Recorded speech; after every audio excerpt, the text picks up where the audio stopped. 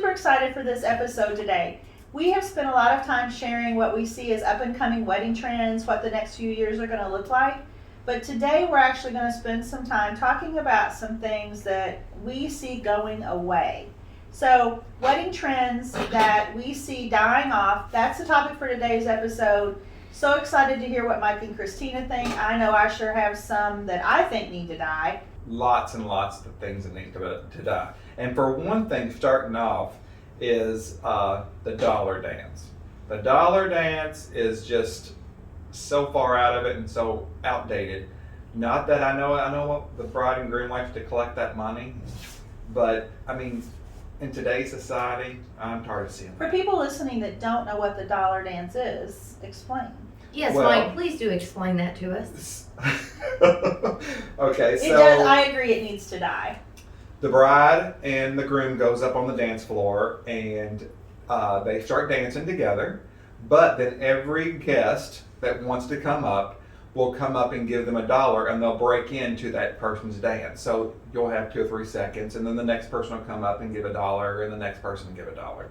And honestly, Pam and I did that 30 years ago. That's why I say it needs to die. That's 30 years ago.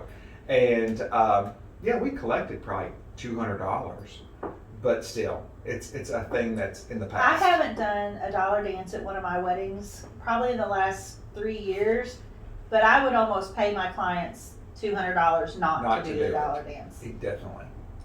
And I think some people out there listening are gonna be like, I still want to do it. Again, these are just topics that we're discussing. This isn't ironclad. You cannot do them. It's just our take on it. So who's up next? One of the things that as a planner I see dying off, and I'm not sad about it, is receiving lines. It used to be after a wedding, the bride and groom would line up, sometimes with their parents, and every single guest went through a line and they spoke to every single guest. And they either did that right after the ceremony at the church or they did it at the reception before festivities got started. It takes so much time and it is so painful for the bride and groom to just stand there and, I mean, what do you say? You have 30 seconds, you say thank you for coming, and off they go. So I'm really glad that that's dying away and that we get to spend our time on wedding day walking around, visiting with people on a bride and groom's own time and not having that formal, stuffy receiving line. Well, and two, with COVID going on with this past year, I mean, you have kind of seen that go away because that's not being socially distanced. So that's probably a trend that's going to start to get it out of here, To fade it out. fade it out. I have a discussion. I have an item that I think is going to turn into a discussion. What's your all's take on the garter and the bouquet toss? Well, my thought on the toss bouquet, just getting up there and tossing to all the single ladies in the room, I think that's crazy. That's a trend that's kind of passed its way out a long time ago. And more of the brides that I talk to nowadays, we automatically give a free toss bouquet, but they automatically tell me, I don't want a toss bouquet. I think a lot of girls today, they think that that's kind of a sexist thing because it's saying that a woman needs to get married. Yeah. So get her out there and hope she catches the bouquet. But doing a twist on that, I always suggest doing the anniversary bouquet. And what that means is all the couples get up on the dance floor, including the bride and groom, and whoever is the last couple standing, the DJ usually says, okay, who's been married 10 to 15 years, or who's been married 5 years. And then eventually everybody gets off the dance floor except for that oldest couple. The couple that's been married the longest. The longest, Yes. exactly. And usually it's a grandparent or something, and then that bouquet is presented to that couple. And I think that's real What sweet. I love to do with that is I keep my newlyweds are out on the floor the whole time. They don't leave the dance floor. And like Mike said, you have everybody out there, and slowly but surely people go off. And so usually the people that are out there married 50 years, 45 years, I like to actually have the DJ go up to that couple and ask them to give some advice to the newly married couple. And then at that time we can give the bouquet from one bride to another. Well, and what a special time to take a photo after that, because you've got It's a sweet moment. the couple that's getting married, plus someone standing there being married 50 to plus years, and I think it's usually it's a grandparent too, and I think that's special. Okay, let's talk about the garter. We talked a lot about the bouquet toss. What's the take on the garter? I'll take this one. Okay. My take on the garter is no. I feel like it 9 times out of 10 is humiliating for the bride. Some couples do it because they feel like if they do the bouquet toss, if that's something they wanted to do, they have to do the garter. But honestly, you don't have to do both. And the garter toss, no matter how you do it, you're in front of all your guests with your husband of 1 hour going up under your dress to pull an undergarment off of you. And for most girls today, that is a humiliating thing. So 9 times out of 10, they choose not to do it. And I can't tell you the last time I've done a garter toss. I think that's kind of. And I think we can leave that conversation we can right leave there. that. Can you right tell I there. feel strongly about that? I can tell you feel strongly about it. And I think others are going to have different opinions, and that's And okay. it's their day. That's And do whatever absolutely they right. want. And Sharon, one of your favorite sayings is what? The only vote that counts is the one in the white dress. Absolutely. Well, Sharon, tell us about, I know one of your favorites is the shoe game. Is that what it's called? Oh my goodness. It is her absolute favorite, She's mine. talked about it quite a bit. She wants here. it at every wedding. Not. Well, I put the shoe game. I need to know Honestly- what it is. Yeah, I don't I'm even know- sorry. I don't I'm know so what it is lost. either. The shoe game involves, and I'm going to tell y'all why I don't like it, but it involves the groom and the bride sitting in chairs that are back to back. So they're facing away from each other. And then you write a series of like 10 questions. So maybe one of the questions is, who's the best driver? And then the bride and the groom hold up a shoe, either the male shoe or the female shoe, to indicate their answer. And it's kind of a cute game, like at a shower. I don't love it for receptions at all. Like, literally, they take their shoes off during the reception? Yes, and let me tell you something. My hatred with the shoe game started, I did a wedding and the groom had on cowboy boots. So he's out there on the floor and he can't get his boot off to play the shoe game. So he asked me for help. So then I'm out there in front of Oh, my 250 Lord, I'd people. love to see that. I mean, honey, it was bad. Is Trying there to, a I can picture? imagine. Please tell me there's somewhere, I'm sure, trying to pull this boot off. Everybody's looking at you. So I recommend, if you are shoe game people, that you should bring a separate pair of shoes, not the shoes you're wearing on wedding day, to play the shoe game. So the wedding planner don't have to go out and pull your boot off. Right. But what it does This is, hatred runs deep. I can what it tell. does is it stops your wedding reception. It forces everyone to sit and watch you lift shoes up in the air. And once, if you've got people on the dance floor and they come off the dance floor, it's hard to get them back on the dance floor. Yes, I put it right up there with the chicken dance. Okay, well, we're going to go on to another topic. I have one. I'm sorry, Mike. I know you probably do too, but this cake in the face. They to better me, not. You know, I guess a while back, a long time ago, you know, if you have a fun couple and, you know, they joke around with each other and things like that, but I mean, it's a big day and you're got makeup on, possibly fake eyelashes and expensive attire, to say the least. I mean, There's so much everybody's cleanup. different, but you know what? I mean, that's not the place to do it. I've seen people be gone for 20 minutes or so to get their face or neck cleaned up because, so I know it's one of those things, and again, I go back to, if it's a fun couple and they joke around and everything, but gosh, to have that all smeared all over you, it's not something for I me. think too now a lot of couples are kind of taking the attention away from the cake cutting. Over about the last year, I've noticed a trend where they don't want it announced by the DJ. They just want to quietly go over and cut their cake with the photographer. And so I think just that whole moment of cutting the cake and smashing the cake, I think it's going away. Mike, I know you've had some topics over there, so we should let you get a word in edgewise. You want to comment on the cake? No, because I mean, I feel like I agree with you. I mean, that's unnecessary. Now, some people, the younger people too, are pranksters and jokers, and that's if that's them, that's okay. But really, people don't want to watch that. They really don't. Some people, their friends may think it's funny, but Or egg them else on, are- or be yeah. cheering And and if you're stuff the like wedding that. planner, you don't want to have to put them back together. Yeah, that's crazy. Yeah. But another thing that I'm seeing that when it comes to toasting the couple, when the best man and the maid of honor goes up and toast, it's best if you just go up and give a sweet toast, good luck, give luck to the couple. Don't go in and give jokes, inside jokes that nobody knows anything about. Because It's really, like, remember this one time back about 10 or 15 years ago, and it and can your go guests know on nothing. and on and on. Yeah. And you know what? I hate to say it, but that's the boringest thing. You lose people's attention when you do that. So when you give a toast, just go up, do something really quick and simple, give them love, and go from there. That's a really good. That's a Yeah. really good one.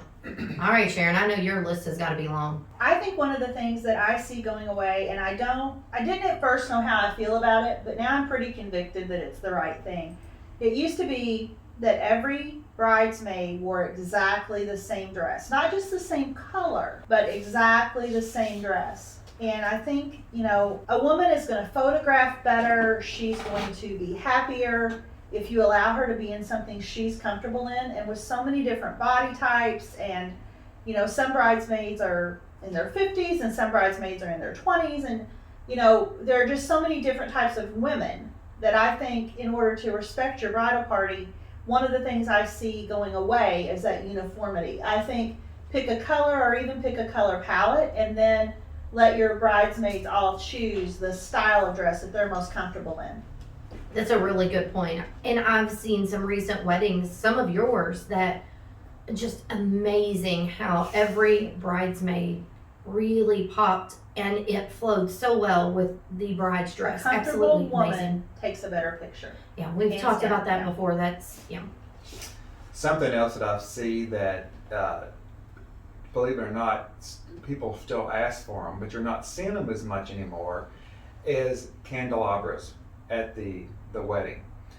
I mean, really, that's something that we used to rent many, many, many times. And people still ask for them, but really, they're out.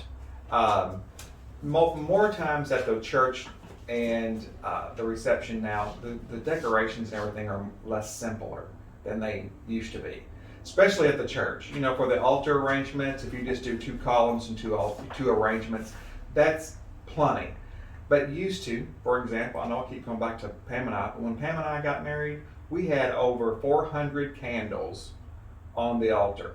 No joke. We had every candelabra I do we love had. candles, though. Candles are beautiful, but there's other ways today that you can do candles besides having those big gold candelabras up there. So. a really good point. Sharon, do you have other stuff on your list? Well, sticking with decor, I don't want to step in Mike's box, but You're getting ready Come on, to. step in I'm fixing to. Step in it. One of the things that I see going away, and I'm not sad, mason jars. When I first started, oh my gosh. Oh, so- she's been overrun so with mason jars. many mason jars. And it was for a long time mason jars with baby's breath and a burlap ribbon. We are in Kentucky, so I don't know if that's a thing all over, but I probably spent the first 2 years of my career mason jars with baby's breath and burlap ribbon. And I want to say bye to burlap, and I want to say bye to mason jars, and I can even say bye to baby's breath, and I'm okay with that. Isn't there something else you want to say bye to Yeah. that was in that range of decor? A log. A piece of log. A piece of wood? Well, let me tell you. Let her go. What kind of piece of log? A big old wood slab. I don't get it. I don't know what it means. I just have Did her never, accent just change? I I have feel never like I heard her accent changing. understood it. I have never ever understood it. So Mike can maybe speak more to that, and I probably wasn't supposed to say that because I probably have clients that are still using wood slabs, and again, they're the only vote that counts. But me personally, I'll be okay if I don't ever see one again. Well, let me say this. The mason jars are out. You don't see that very often. Baby's breath is still in. It needs to go out. There are so many other flowers that you can use that is more up to date, such as you can buy one hydrangea and put it in a cylinder vase instead of a mason jar over half a bunch of And it baby's doesn't breath. need a burlap ribbon. And it doesn't need a burlap ribbon. But now on the log piece, all the barn weddings that we've been doing used to be rustic and mason jars and everything. But now they've taken these barn weddings Next level. and went to the next level, and they still have these log pieces, but they've added gold, crystal cups on top of them, or they've had hanging chandeliers from the ceiling of the barn, fabric draping. So I they've love all taken that, they've yeah. taken that look of a rustic and they've upscaled it. But they didn't have Granddad go out in the woods and cut a tree. But that wood log, I hate to tell you, it's not going away. Because that is the trend thing right now. But if you can picture that wood log with some nice foliage on it, such as seeded eucalyptus or silver dollar, and then maybe even taking a gold vase with nothing but white hydrangeas in it and sitting it on that log in that barn, that still fits that motif going on. So you can dress up the lawn. You can dress up that log piece. Sharon's gonna start twitching because I'm gonna say, Mike, that sounds very beautiful. It is beautiful. It is beautiful. And can we talk with you, the florist, about baby's breath for a minute? Because I used to think that was a good choice. I thought that it was inexpensive, which it's not. It's not. And I just thought it was pretty. And I still do think it's pretty, but I didn't know when I started, baby's breath has an odor. It does. I'm not Actually, there we for will that. spray it with Downy Mhm. just to make it smell a little bit 'Cause better it because doesn't it does smell not good. smell well. And I actually had a bride and she wanted all baby's breath. This was when I first started down her aisle. And we went into the church and we were going to take a couple pictures before the ceremony. And she said, "What is that smell?" And it was her baby's breath. It was her floral. Yeah. There are so many other things that you can choose from than baby's breath. I mean, just for example, a hydrangea is going to cost you anywhere from $5 to $6. That's going to fill a mason jar. A bunch of We're baby's not going to use breath, mason jars. but I'm just saying, a bunch of baby's breath is $25, and you're going to fill 2 vases because a bunch isn't very big. Right. Plus, then you're going to have that odor too. Yeah. So. Okay, I don't know if you all have other items on your list, do you? I have one thing that is probably be a great way to exit or close out of this.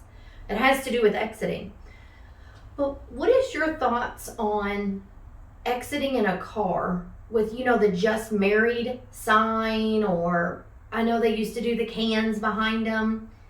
But I've heard recently at weddings of people heading out the doors to a song, but they're having so much fun that they turn around and come back in. You almost can't get them to leave.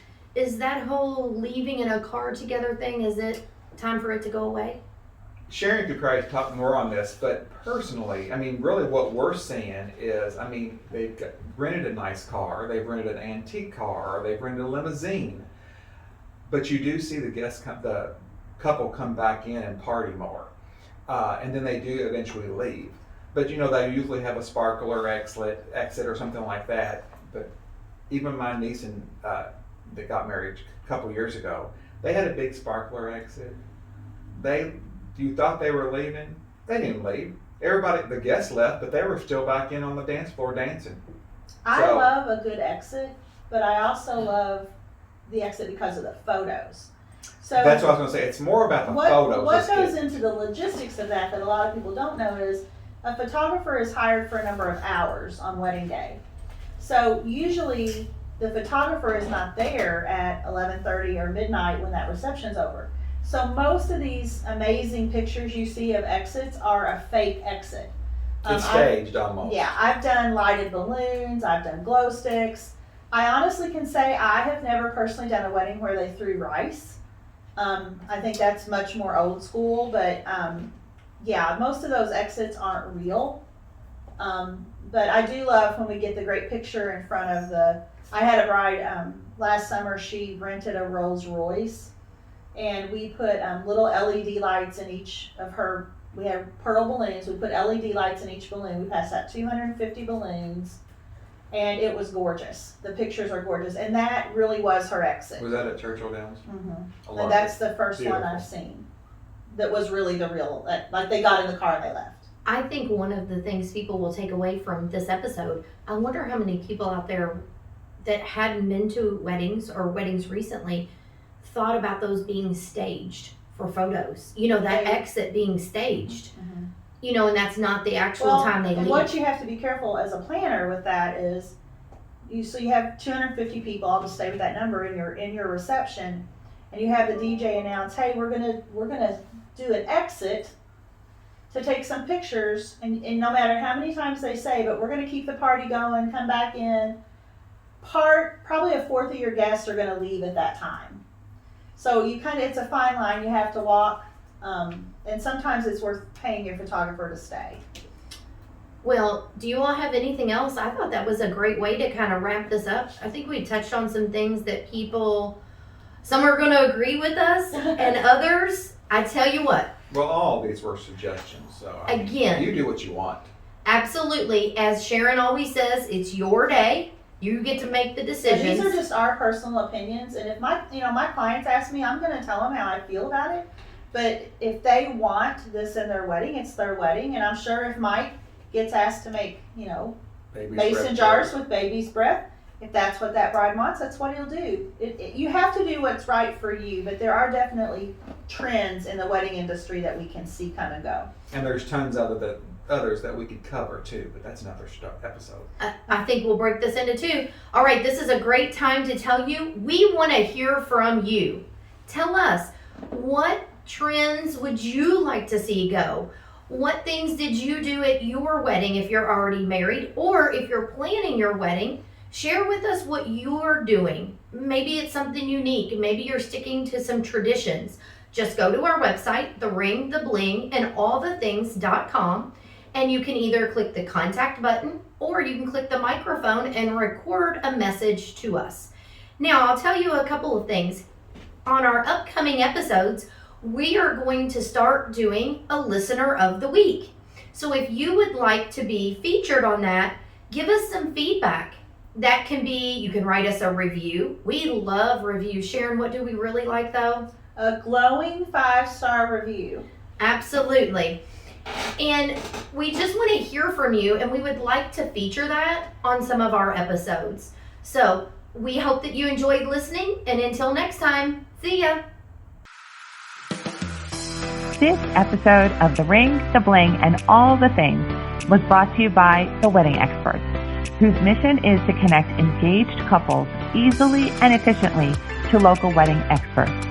Visit theweddingexperts.love to connect with your local wedding vendor, as well as access valuable resources to help you plan all the details for your big day. If you are a wedding professional, there are affordable and effective advertising opportunities available to you by visiting theweddingexperts.love/advertise.